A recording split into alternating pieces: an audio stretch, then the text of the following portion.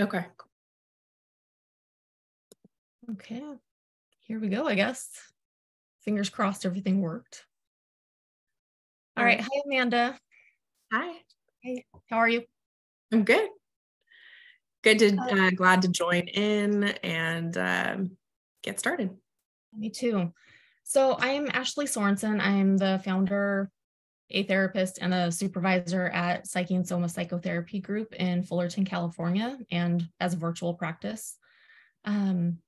And this week ahead, we are going to be interviewing each of our clinicians to get a little bit of a feel for who they are, who they love helping and supporting, and some of their journey into becoming a therapist. So if you are a fellow therapist yourself or a client who's potentially interested in working with one of our therapists, welcome. We're glad you're here and listening and watching, and hopefully learning something from us and with us. Let's see. I think that's enough of an intro for me. I'm a licensed marriage and family therapist and a somatic experiencing practitioner in training, and a Jungian therapist as well. And we've been a group practice for, since 2019. 2018. I don't even know how many years that is now. I think we're going on our 5th year. It goes by fast. Yeah, I think 5 years. We're going on 5 years this year.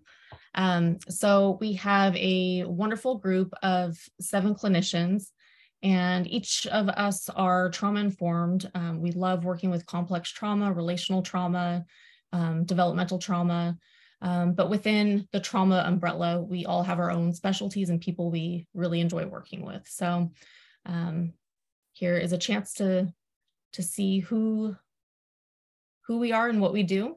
And I just want to thank you, Amanda, for initiating this process and getting us started with our first interview of the week.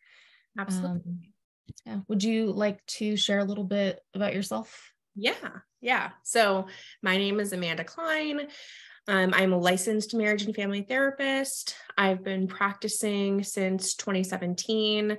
And I started out in San Diego crisis management, but I've worked my way up into private practice, which I can go into a little bit more detail later on about that journey of becoming a therapist. And I've found that I really love depth work. I love helping people who are just in the midst of trauma and struggling with how to cope and how to be in the midst of that. And so that's really what I focus on with my clients. And I do that in a variety of different ways, which I'll share about a little bit more. Trying to think anything else. I'm a licensed therapist. I'm an EMDR therapist, Somatic Experiencing practitioner in training. Those are all like big, fancy, schmancy words, which I'll tell you a little bit more about later on what those mean and what those entail. But ultimately, I'm a therapist at Psyche Soma Psychotherapy Group.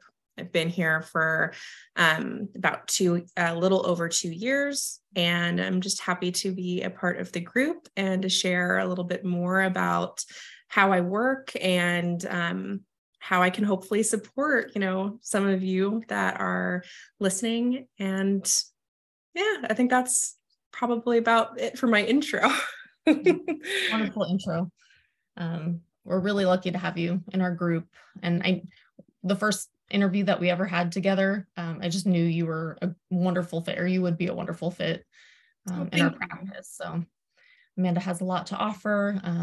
Not that I sit in her sessions with her, but I know she's a wonderful human and therapist. I really enjoy consulting with you and going to trainings with you. So. Thank you. That's really sweet. And we have a really similar, Ashley and we have a really similar way of working, as therapists. And so that's one thing I enjoy about the group is we're really trauma informed, and a lot of us have similar interests in how we support our clients.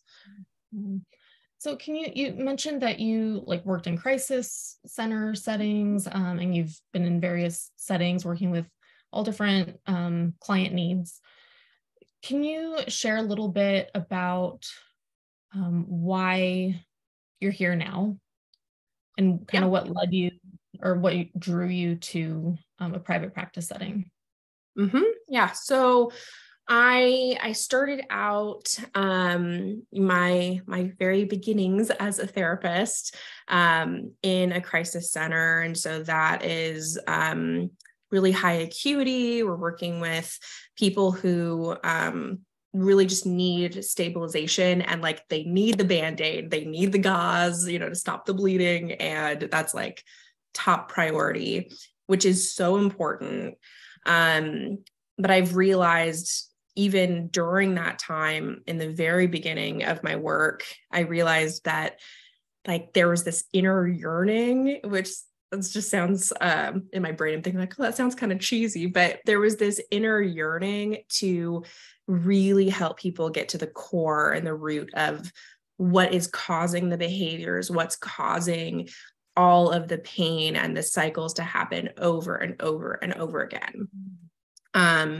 It's amazing and super helpful to help, be the EMT to like get that Band-Aid on. And I like doing that, but I think the itch to go deeper and to help really repair, I'm almost thinking of like that surgical wound, like getting in there, that was really on my heart. And I think what has led me to go into private practice. And so I transitioned from crisis center to dual diagnosis. So that would be like helping out with substance abuse, rehab center type environment, and then switching over to private practice, which I've been doing for, say, 3-ish years, 3.5-ish years. And I think that's where I'm going to stay. I hope so. Yeah. Just kidding. You can do whatever you want with your life. Yeah, but I like the private practice, and I really like that environment. And I think whether it's 10 years or 20 years or 30 years from now, whatever Psyche and Soma looks like, whatever our individual lives look like, I just can't see myself veering from the deep personal relationships and what that connection can bring as far as healing. I can't imagine me not doing that type of work. Yeah. And you were talking about in crisis centers, how stability, helping people find some kind of temporary stability in the moment, responding to immediate needs and urgent needs, how important that is. I think in private practice that happens too. At the beginning, people are coming usually in some kind of crisis, whether it's an existential crisis or an event, a situation has currently happened that's been traumatizing, or there's something new that comes up in relationships, or things have been brewing for a while and now they're up on the surface. Yeah. I feel like in different settings, we have the privilege of going deeper. And we have the privilege of having that time to like stretch it out and draw it out.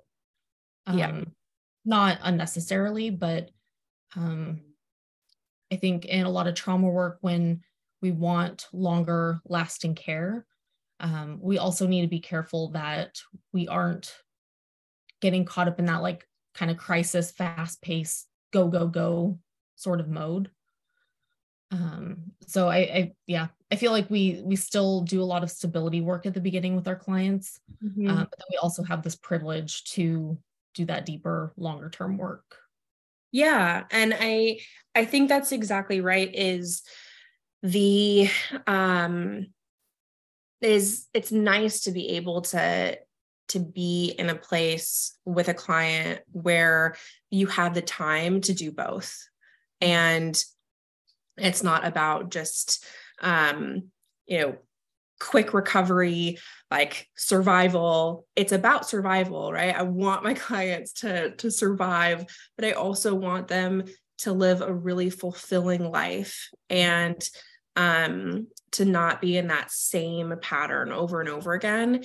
And that takes some time and deeper work. And so, I take a lot of time with my clients to initially work on safety, right? Being safe in the body, being safe in the space with me, whether that is through telehealth, whether it's in person. And I think a good therapeutic connection and rapport and that safety is essential. It's so essential to the process of being able to get to the point of going deeper and kind of unravel those wounds and help to get to that trauma work. What might that look like, either for a new client that's starting with you, or maybe a therapist who is interested in providing more trauma-aware care? What might that look like when you're starting out with a new person and maybe that they're like really ready to go deep and dive in, either somatically or psychologically, like they want to understand, they want to absorb all the information they can. Or maybe they don't, and maybe they're really hesitant, rightfully so. They're very cautious and not quite ready, but they're there, they're showing up. What are some ways that you help establish some rapport and safety, and a sense of slowing down, but also not being totally blank and unresponsive? Yeah. So, I mean, I've had both of those scenarios, right? Where someone comes in like just gung ho, ready to do the work. And that's where I really just try to emphasize, I give a lot of psychoeducation and really try to emphasize that, and even using the analogy of like, if we're in a car and finding this balance between pressing on the gas and pressing on the brakes, right? If we press on the gas too much, we're going to be flying and you're going to miss the scenery, right? Like you're going to miss all the pieces that are essential and component to what creates the landscape around you. And ultimately, you won't really be present and embodied. So, and I think that way of being, of going really fast and just doing it, getting it done, I think that can almost be a way of that our brain almost tries to override slowing down, because that can also be a little uncomfortable and frightening. Yeah. And therapy is and can be uncomfortable. And so I like to just slow things down a little bit, play with that like gas and brake, and really just be in a good therapeutic connection. So I use some psychoeducation and really try to help people get in touch with how the body is responding, right? What happens when we slow down? What is our body telling us? Can we sit with it? And then on the opposite side, very similar, with clients that are almost showing up or presenting in the opposite kind of way. And sometimes with those clients, I like to even bring in art. Art can be a really beautiful way. Art and clay and something with the hands can be a really safe way of getting to what's going on inside without having to verbalize all of it. And that can be a really nice way of slowly easing into the process. So those are some ideas of how I might go about it.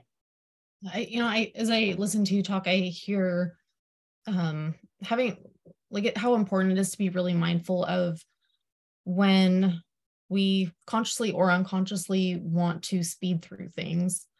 And then even with art and doing something creative, like there's an unconscious component there. Absolutely. Yeah. Which can be a way to ease into the process. And some people really enjoy that and appreciate that. And then some people, they know that they're not wanting to tap into those unknown parts of themselves. Yeah.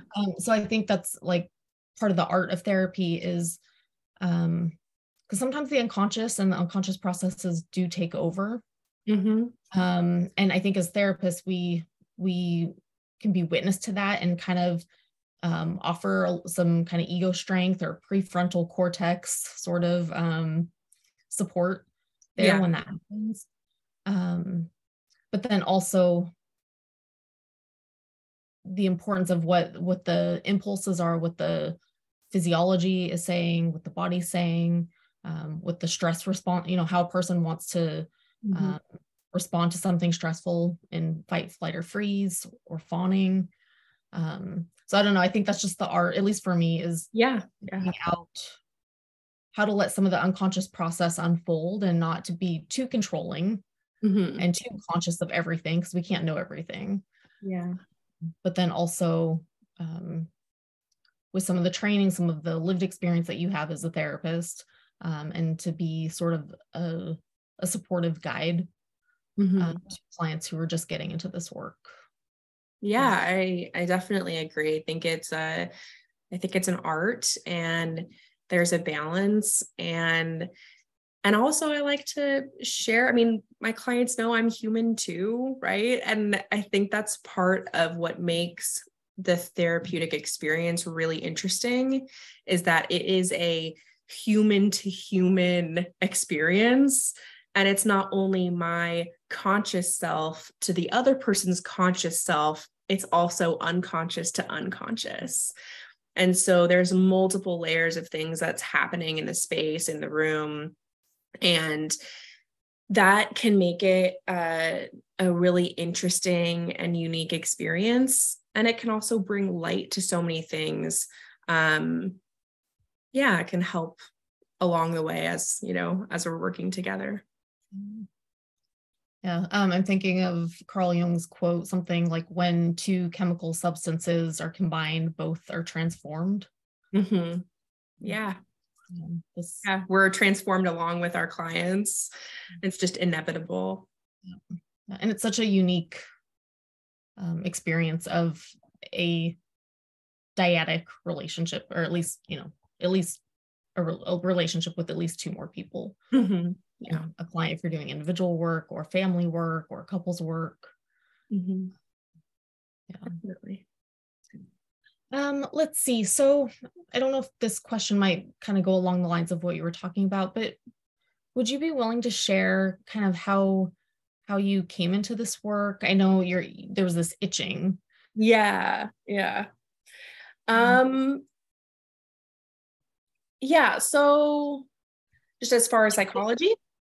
Yeah, just how you found yourself in your first Psych 101 class, or like how did you just know this is it for me? Well, it definitely took some time. I think I've always wanted to be a helper in some capacity. And so, my automatic response was, oh, maybe nursing. And then, I took a American Sign Language class. Maybe I'll be an interpreter, and then one of my relatives actually had asked me, because I was like, man, I'm not good at physics and I don't really like, this thing. And so one of my relatives asked me, well, what's a class that you really enjoy and that you find yourself excelling in? And for me, it was psychology, which is interesting because I took psychology in I think I took AP Psych in high school, and I did okay. I didn't do great. So grades definitely aren't an indicator of whether you're going to be a good therapist or not. But in community college, I just found that I excelled, and I really loved it. And so I decided, oh, what the heck? I'll just go ahead and do something in psychology just because I like it. I didn't know what it was going to be. And then I went into my undergrad, getting a psych degree, not knowing what I was going to do. And then my, I guess it's synchronicity, my, one of my professors in undergraduate program decided to create a master's program. And he had reached out to people in his classes and said, hey, just come on and check out our program and listen in to the introduction of our program. And so I did. And I just ended up like, I guess I'm going to go for it. And so I did. And this is where I ended up. There wasn't a clear, I don't think I had the confidence at the time of like, I'm definitely going to be a therapist, but it was just on my heart and it happened. And I knew I was always going to help someone in some capacity. I love a story like that where a soul is like kind of doesn't have a clear plan. It's not super cognitive, but there's a feeling, there's some kind of draw. Your heart is drawn to it. Soul is drawn to something, and you kind of wander lost for a while, not knowing exactly what the clear plan is going to be. And especially with young adults, I mean, you were a young adult at that point. With a lot of young adult clients, I hear this story, this experience over and over, just kind of feeling so lost, directionless, or if there is some kind of direction, it's not really feeling aligned with what soul wants or what the heart wants. Yep. And it took time. I think that's, something is, at least I've learned throughout this journey of becoming a therapist, and something I often, work on with clients is being able to give myself patience, having patience with self. And I often bring up the word grace, like giving ourselves grace to slow down and to be where we're at, and knowing that we're going to evolve and change and morph over time. And that's a part of this process, being human, being on earth, we're in constant evolution and changing. Again, it's so hard just to slow down and be in that process sometimes. And it's kind of like, again, ego and consciousness or unconsciousness. Ego needs to keep up with everything in modern life and day-to-day things. That's also a reality. But then also to make time to give yourself that grace to find pockets of slowing down if you can. To appreciate when things don't seem to be changing, but no, it's like when you plant a seed, you can't really see what's happening yet. Yeah. There's something happening. Yeah. Roots are growing, things are changing. When a little sprout comes along and it's kind of exciting. Exactly. And you're like, oh shit, how do I take care of this thing now? Yeah, exactly. I've learned something new about myself. Something has emerged. I'm aware of something now. Now what do I do with this information? Right. Yeah, there's always going to be something. So, I know we've talked about working with clients a little bit throughout our interview, but how do you know when you and a client are an appropriate fit, a right fit in working together? And I think this is a great question. When we were gathering some things to talk about for our interviews, and sometimes some clients will reach out and they read something about us and they feel really drawn or want to work with us for some reason. But it's a two-way process in making that decision together to make sure that the client is getting the best care. And I just wonder, like, how do you know, or how do you kind of sort out that with a client to make sure that you are providing the best care for them, or that you are the most appropriate fit for them? Well, I think it's a multi-layered answer. there's a few components. Some are going to be more logistical and some are going to be, you know, more on the, you know, emotional connection side. You know, one of the logistical pieces is I want my client to be able to have a therapist and do the type of work that they need within their means. And so whether that looks like, you know, being able to work with me at the rate that I, you know, charge, or if I have sliding scale spots open, or if I can refer to someone who takes their insurance, et cetera, right? That's the more logistical piece. And so that's one component. And then I think, and a couple other components are, well, what does the client want in a therapist? So that's one of the first things I ask in a consultation call. I ask a few questions. And one of the questions I ask is, what are you hoping for in a therapist? And sometimes I'll get, you know, I'm really looking for someone who's going to give me like structured homework every single session. And I can tell that person, I'm not that type of therapist. I'm much more about being able to kind of check in on psyche and really not kind of, gosh, it's hard to put it into words, but I'm not that type of therapist. I don't do a ton of homework. I'm not really structured in that way. I'm more fluid forming. And that's just dependent upon personality and what that person wants and how that person works. So I like to just acknowledge that. Another component too is if someone wants really short-term therapy, I'm probably not going to be the best fit.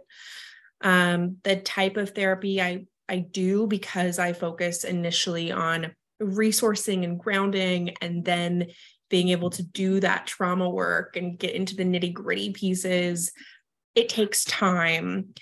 And so if people are wanting short-term work, I'm assuming it's going to be much more directed on a very specific goal, and I would refer that person out.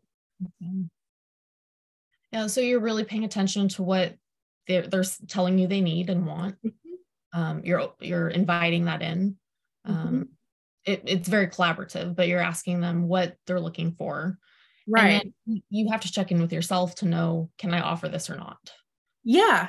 I mean, there's definitely I think there's also just an intuitive piece too, as far as, and I think that intuitive piece comes from me, but also my client in the first couple of sessions is, okay, let's take these first session, 2 sessions, and see, does it feel like a good match? You know, do they feel heard and seen and connected? And, you know, hopefully the answer is yes from both of us, but ultimately I want the best for that person. And so I try to make that happen, whether that is working together, referrals. Yeah, that's kind of how I work with that. And then this kind of gives everyone the choice to continue with you or see what their other options are. And I think that's a really important part of trauma-informed care, whether they're going to be a long-term client or you're meeting with them for a phone call, like a 15-minute consultation or a few sessions. When people know that they have choice, I think that can be really life-changing. Yeah.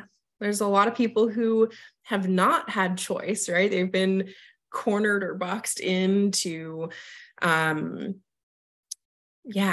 to do something. And I never want something to feel pressured or forced. That's the opposite of a safe environment. Unless it's coming from within, you know, like there's a difference between something being forced from the outside. Right. But when there is some kind of pressure or force from within, you know, I think that's a totally different experience. Yeah, definitely. Yeah. And I'm definitely referring to like kind of the outside pressure, right? All the shoulds and yeah, exactly. So, yeah.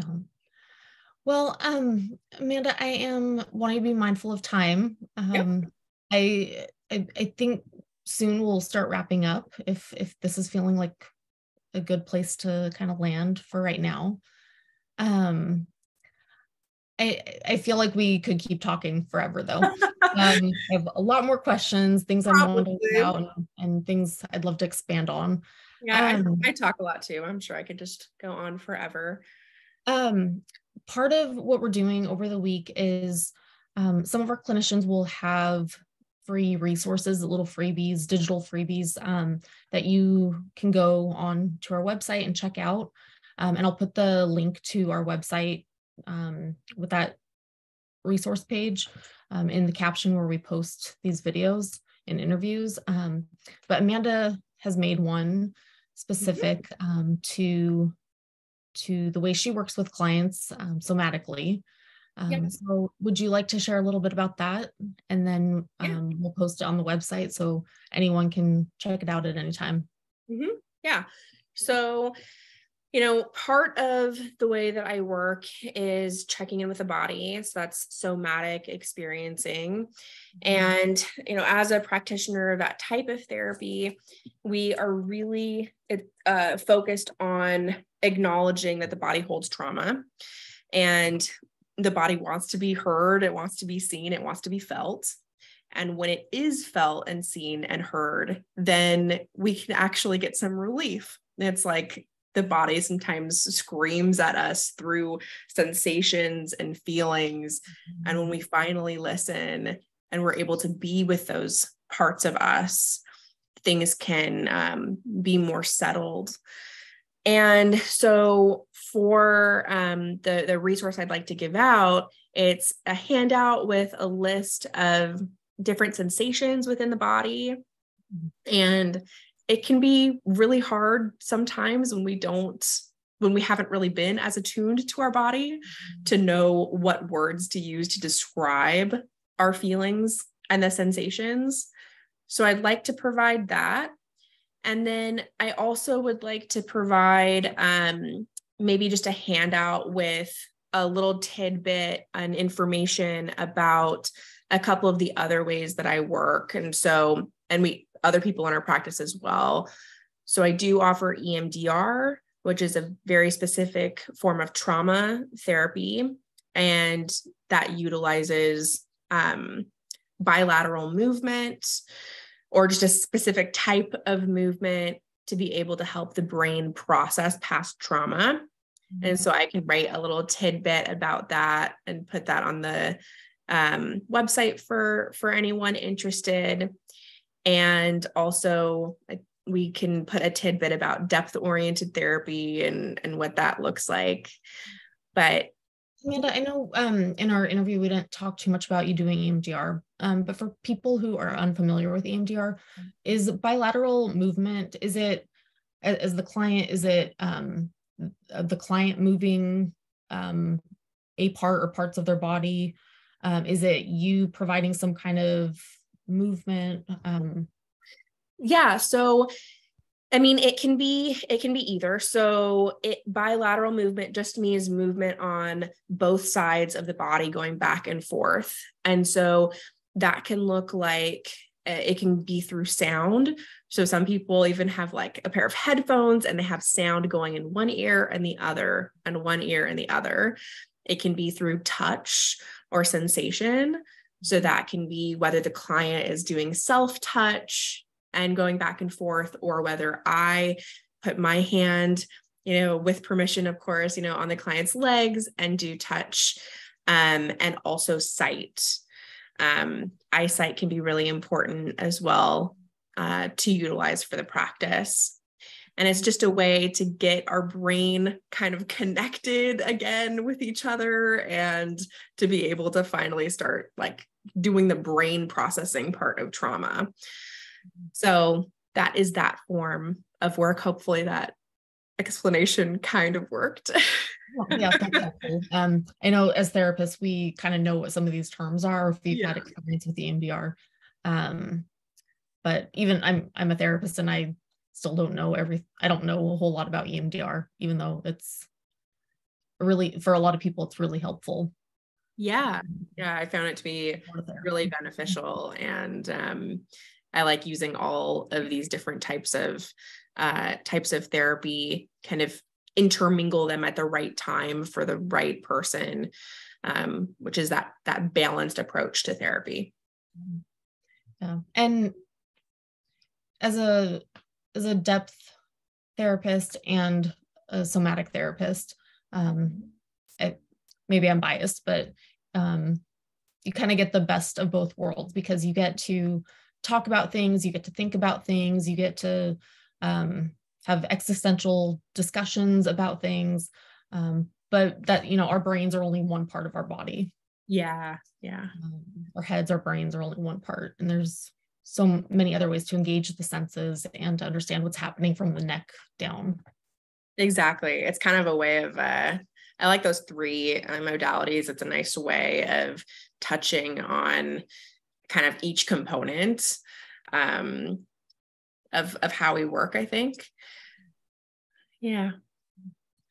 Okay, Amanda. So we'll post those resources that you're wanting to provide for everyone on our website. It'll be psycheandsomatherapy.com/resources, but I'll put the link in the captions where we post our interviews. And maybe just one last question. And for anyone that's interested in maybe learning a little bit more other than sensation words and descriptions, anyone who's maybe like a therapist who's interested in learning some more about somatic therapies, whether that's EMDR, somatic experiencing, or ways to incorporate the body into trauma work. Can you recommend any books, or has there been a book or other kind of resource that has been helpful to you when you got started?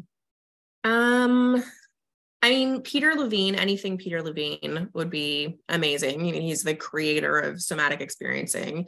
And so he has like all the foundational pieces of information about the body type of work. I really like the book. Sure, you probably know. It's by Pete Walker. Complex PTSD. Yes, that book is good. Complex PTSD. It's a heavy one. Yes, it is. It is heavy, but for if you're a therapist and you're really into reading and you want to kind of dive deep, it would be, I think, an interesting book to actually go through and talk to a therapist about and see what it's bringing up for you potentially. Off the top of my head, those are the two. I can't think of anything specific within EMDR. I'm sure I'll probably post some of those things and we'll get that up on the website. We'll also have some book lists, book recommendations as well. I don't want to leave anyone hanging. So as far as book recommendations, so I'll make sure that I get some of those sent out to you so we can post those as well. Yeah. All right. Well, I think we'll pause here. Thank you again for starting this initiation process. Yeah. We're kind of ending on winter. Earlier we were talking about how dark it still is. I know. I'm feeling kind of like Persephone coming up from the underworld. Yeah. Heading into spring and being amongst all the growth. Yep. It's going to be a good season. Yeah. All right, Amanda. Well, thank you. Yeah. Thank you. And I'll also put your contact information in the caption, but can you share your website, your email address? Yeah. So, you can find me on Psyche and Soma's website, psycheandsomatherapy.com. But I also have my own website, amandacline.care, and that's CLINE.care. And I just have my own site so that I could give more information. As you can see, I talk a lot. So I have plenty of information that's on that site if you want to go into more depth as far as how I work. And you can reach me. My contact info is on both of those websites, but you can reach me at amanda@psycheandsomatherapy.com. Yep. We'll put all your information on the post as well. Perfect. Thank you so much. Thank you, Amanda. Take care. Bye. Bye.